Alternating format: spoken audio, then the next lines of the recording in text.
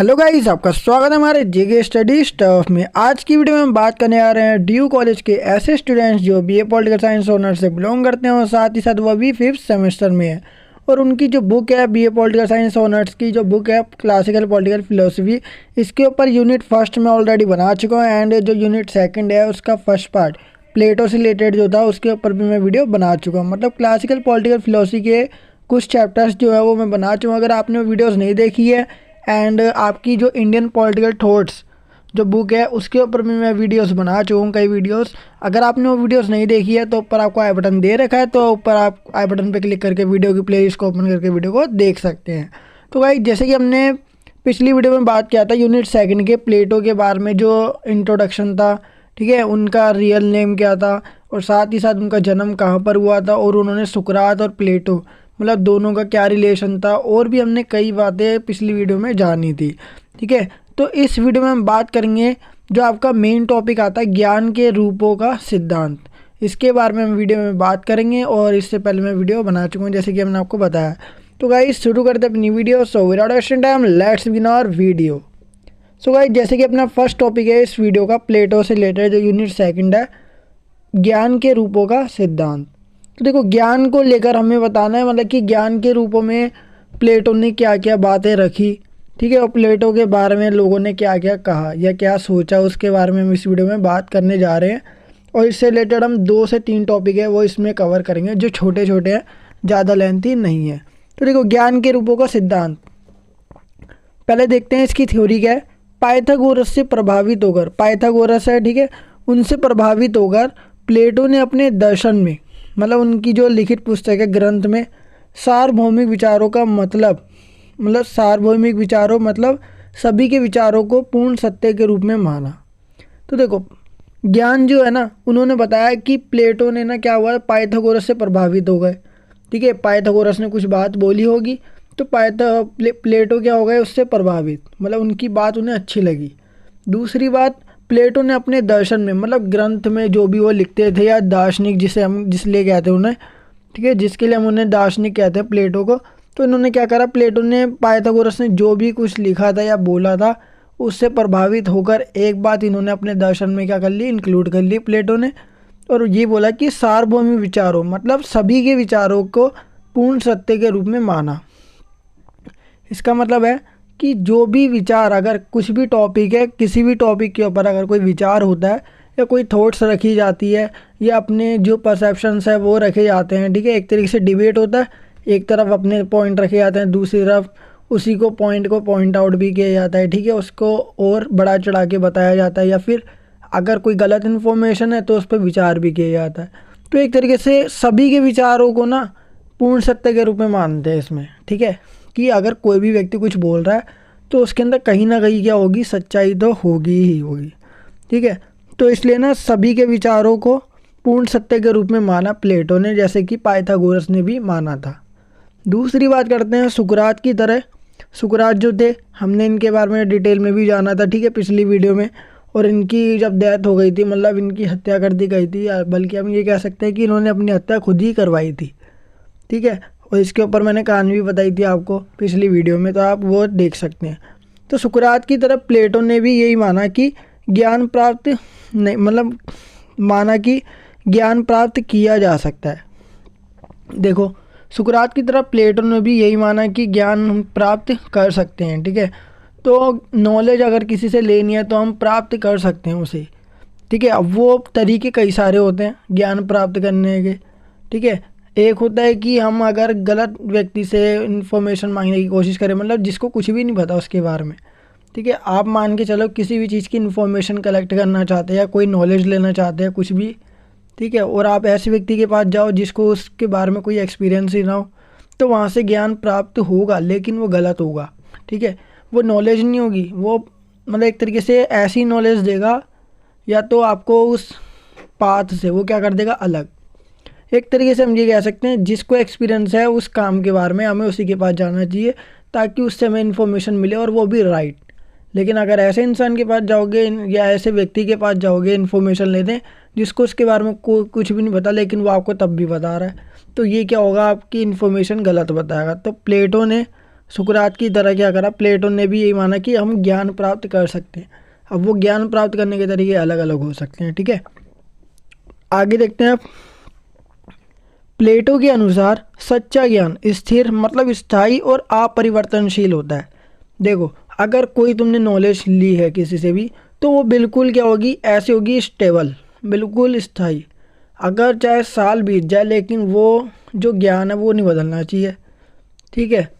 मतलब कैसा भी हो लेकिन वो उसका जो सच्चाई है ना वो नहीं बदलनी चाहिए। तो एक तरीके से हम कह सकते हैं कि जो सच्चा ज्ञान है ना वो बिल्कुल चेंज नहीं हो सकता, ठीक है। वो बिल्कुल ठोस होगा या सॉलिड होगा, उसको चेंज नहीं किया जा सकता, ठीक है। तो एक तरीके से यही है, सच्चा ज्ञान अपना क्या होता है, कभी भी जो चेंज ना हो और जो स्टेबल रहे, मतलब स्थायी रहे, स्थिर, ठीक है। जो बार बार चेंज होता है वो सच्चा ज्ञान नहीं होता, वो अधूरी नॉलेज होती है। नॉलेज है लेकिन अधूरी अधूरी, उसके बाद फिर और करते जाता है, तो ये वो सच्चा ज्ञान नहीं होता, ठीक है। अब आगे देखो क्या बोला गया है। प्लेटो के अनुसार सच्चा ज्ञान स्थिर मतलब स्थायी और अपरिवर्तनशील होता है, जिसको बदला नहीं जा सकता या फिर वो खुद बदलता ही नहीं है, ठीक है। अगर वो जो ज्ञान है सच्चा नहीं है तो वो बदलता रहेगा, उसका आंसर आज कुछ और होगा या फिर कल कुछ और होगा। मतलब वो डेली क्या होता रहेगा, डेली नहीं तो कभी कभार वो बदलता ही रहेगा, तो वो सच्चा ज्ञान नहीं होता, ठीक है। आगे देखते हैं। प्लेटो के चिंतन से ज्ञान और विचार दोनों आदर्श ज्ञान होते हैं, ठीक है, बढ़िया ज्ञान होते हैं, जिन्हें हम अपनी इंद्रियों से मतलब आँखों से या फिर जो भी इंद्रियाँ अपनी उससे अनुभव करते हैं, वह मात्र वास्तविक होते हैं। प्लेटो मानते हैं कि आदर्श रूप ही स्थायी होता है, ठीक है। मतलब एक बढ़िया रूप ही क्या होगा, स्थायी होगा, वो कभी चेंज नहीं होगा, ठीक है। जब प्लेटो इसके बारे में विचार करते हैं या चिंतन करते हैं तो पता लगता है हमें ये बात है। प्लेटो के अनुसार एक सच्चा दार्शनिक वह होता है जो सत्य की खोज में निरंतर लगा रहता है। सत्य या वास्तविकता का पता लगाने के लिए सबसे पहले गहन मतलब कड़ा प्रयास किया जाता है और उन्हें जानने के सिद्धांत को विकसित होते हैं। देखो, इसमें जो मैंने रीड किया उसका मतलब देखो सिंपल निकल के आता है। प्लेटो जो है ना उनके अनुसार क्या है, एक सच्चा दार्शनिक मतलब वो होता है जो सत्य की खोज मतलब सच्चाई क्या है, ठीक है, सच क्या है उसकी खोज में लगातार लगा रहता है जब तक उसको सच नहीं पता लगता, ठीक है। या फिर जब तक उसके सामने कोई सच मतलब एक तरीके से एविडेंस होता है अपना सबूत, जब तक उसके सामने सबूत नहीं निकलेगा वो खोज में लगातार रहता ही है, ठीक है। जैसे सीआईडी वगैरह होते हैं या फिर पुलिस वगैरह, ठीक है, ये सब क्या करते हैं, जब तक इनको सच नहीं पता लगता तो ये खोजबीन करते रहते हैं, ठीक है, तलाश करते रहते हैं। तो सत्य या वास्तविकता का पता लगाने के लिए मतलब रियलिटी क्या है और सत्य क्या है इसका पता लगाने के लिए सबसे पहले कड़ा प्रयास किया जाता है, मतलब बहुत ज़्यादा मेहनत की जाती है और उन्हें जानने के सिद्धांतों से विकसित होता है। मतलब जानने के सिद्धांत मतलब एक तरीके से हम कह सकते हैं कि वो जानने के लिए इच्छुक है कि हुआ क्या था या फिर इसके पीछे रीज़न क्या है या फिर एक तरीके से सबूत खोजना, ठीक है, उसमें लगे रहते हैं और वो विकसित होते रहते हैं, ठीक है। इससे उनको नॉलेज भी मिलती जाएगी कि इस तरह की कंडीशन में हमें इस तरह का प्रयास करना चाहिए, ठीक है। और देखो, तथा यह दर्शन शास्त्र से शुरू होता है और इसे एपिस्टोमोलॉजी कहते हैं, ठीक है, एपिस्टोमोलॉजी कहते हैं। जो हमने अभी बात रखी कि गहन मतलब कि बहुत ज़्यादा कड़ा प्रयास किया जाता है और जानने के सिद्धांत से विकसित होता है, ठीक है। और ये दर्शन शास्त्र से शुरू होता है, मतलब दर्शन का एक शास्त्र है उससे शुरू होता है, इसे हम क्या बोलते हैं, एपिस्टोमोलॉजी कहते हैं, जो हमने अभी थ्योरी पढ़ी। इस प्रकार एक सच्चा दार्शनिक हमेशा सत्य की खोज में लगा रहता है, परंतु बहुत से दार्शनिक जो इंद्रियों के माध्यम से देखते हैं और उसे ही वास्तविकता मान लेते हैं। मतलब कुछ लोग क्या करते हैं, जो देखते हैं वही सच मान लेते हैं। तो लेकिन जो दार्शनिक आदर्श दर्शन जो होता है मतलब कि आदर्श दार्शनिक जो खोज में लगा रहता है जब तक उसको सच नहीं पता लगता, ठीक है, वो जो देखता है उस पर भरोसा नहीं करता, लेकिन हो सकता है कभी कभार भरोसा करना पड़े, लेकिन वो और जानने की प्रयास करेगा, ठीक है। जैसे उसने कुछ देखा तो उसको लग रहा है कि रियल है, लेकिन वो और क्या करेगा, उसके डेप्थ में जाएगा, मतलब उसको ढूंढता रहेगा, ऐसे कर करके कभी ना कभी तो उसको और सच्चाई मिलेगी, उसके बाद ही वो कोई निर्णय करता है, ठीक है। वो देखते ही तुरंत वास्तविकता या फिर ये रियलिटी है ये नहीं करता कोई भी, ठीक है। जो सडनली रिस्पॉन्स दे देता है वो अच्छा दार्शनिक या फिर कह सकते हैं हम आदर्श दार्शनिक नहीं है, ठीक है। अब देखो, इतना जो था अपना उसके ऊपर था ज्ञान के रूपों का सिद्धांत, ठीक है। अब इसके बाद हम देखते हैं दार्शनिक शासक। अब देखो, एक दार्शनिक कौन है, एक दार्शनिक कौन है, कौन होता है दार्शनिक, वो देखेंगे। प्लेटो ने कहा है कि दार्शनिक वह था जो ज्ञान से प्यार करता था, मतलब नॉलेज, उसको नॉलेज कलेक्ट करना बहुत पसंद था, ज्ञान के लिए जुनून रखता था। ऐसे व्यक्ति जो ज्ञान प्राप्त करना चाहते हैं वो हर टाइम तैयार रहते हैं कि हाँ मेरे को ज्ञान प्राप्त करना है। जैसे कि छोटे बच्चे हमेशा खेलने को तैयार रहते हैं, पढ़ाई के लिए बोलो तब भी नहीं पढ़ते। तो ऐसे ही इनके अंदर होता था जो व्यक्ति मतलब ज्ञान से बहुत प्यार करता है। जैसे मान के चलो अगर उसको कुछ नॉलेज की बात बताए तो वो उसी में डूब हो जाए या फिर मगन हो जाए।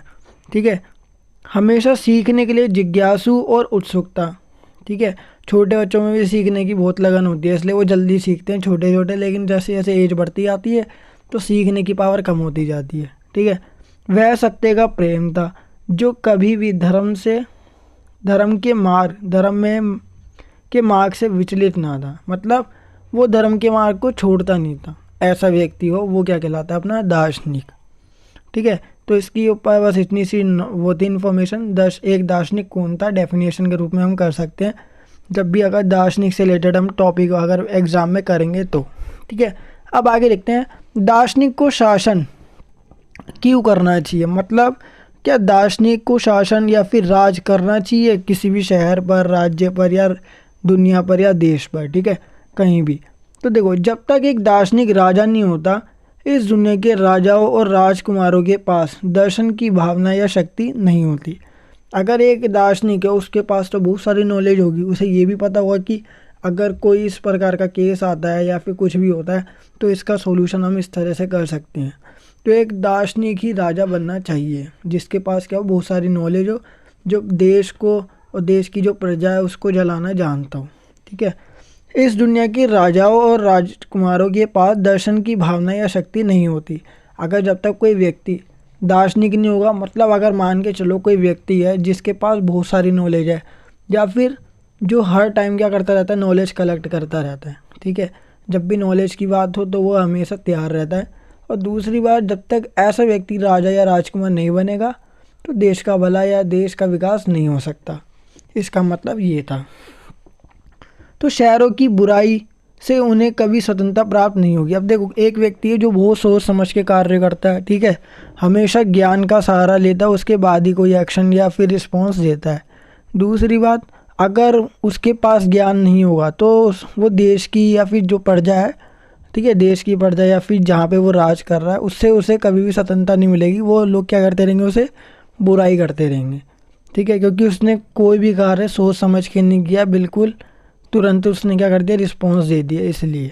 ठीक है, दार्शनिक शासन का वह सिद्धांत प्लेटो के आदर्शों पर आधारित है। मतलब एक दार्शनिक को राजा होना चाहिए, ये विचार कैसे आया, प्लेटो के आदर्शों पर आधारित है। मतलब प्लेटो ने इसके ऊपर कुछ बात रखी थी, जब भी ये बात निकल गई है कि दार्शनिक को ही शासन बनना चाहिए। ठीक है, या शासक बनना चाहिए या शासन करना चाहिए। देखो, उनके अनुसार, मतलब प्लेटो के अनुसार एक अच्छा शासक न केवल प्रजा के जीवन के संरक्षण के लिए बल्कि उसे बदलने के लिए भी उत्तरदायी था। मतलब दार्शनिक जो होता है वो राजा बन जाएगा। ठीक है, अब राजा बन गया तो उसको हम शासक भी बोल सकते हैं। दूसरी बात, वो केवल ना प्रजा के जीवन को संभाल के नहीं रखेगा बल्कि उसे बदलने की भी कोशिश करेगा कि प्रजा का जीवन अभी बहुत ज़्यादा नीचे है तो उसको ऊपर उठाने की कोशिश करेगा। अगर वो ऊपर उठाएगा तो देश का भी विकास होगा या फिर जहाँ पे वो राज कर रहा है उसका भी विकास होगा। ठीक है, प्लेटो के अनुसार दार्शनिक शासक वह है जिन्हें अच्छे न्याय, ठीक है, मतलब बढ़िया न्याय होना चाहिए। जो भी व्यक्ति, अगर उसको अन्याय नहीं होना चाहिए किसी व्यक्ति के साथ। ठीक है, अच्छा न्याय होना चाहिए, सौंदर्य, सत्य, ठीक है, सत्य का पता लगाना चाहिए, साहस, ठीक है, करेज और नैतिक गुणों के विचारों का ज्ञान होता है। तो दार्शनिक वही होता है। ठीक है, दार्शनिक शासक वही होगा जिसके पास ये सारी चीज़ें होगी। और सबसे मोस्ट इम्पॉर्टेंट, दार्शनिक के पास क्या होना चाहिए, ज्ञान। वैसे भी दार्शनिक उन्हें कहते हैं जो ज्ञान के लिए इच्छुक होता है, जो ज्ञान प्राप्त करता रहता है, वही। ठीक है, दार्शनिकों के पास न केवल सही ज्ञान होता है बल्कि शासन करने के लिए भी वह उपयुक्त थे।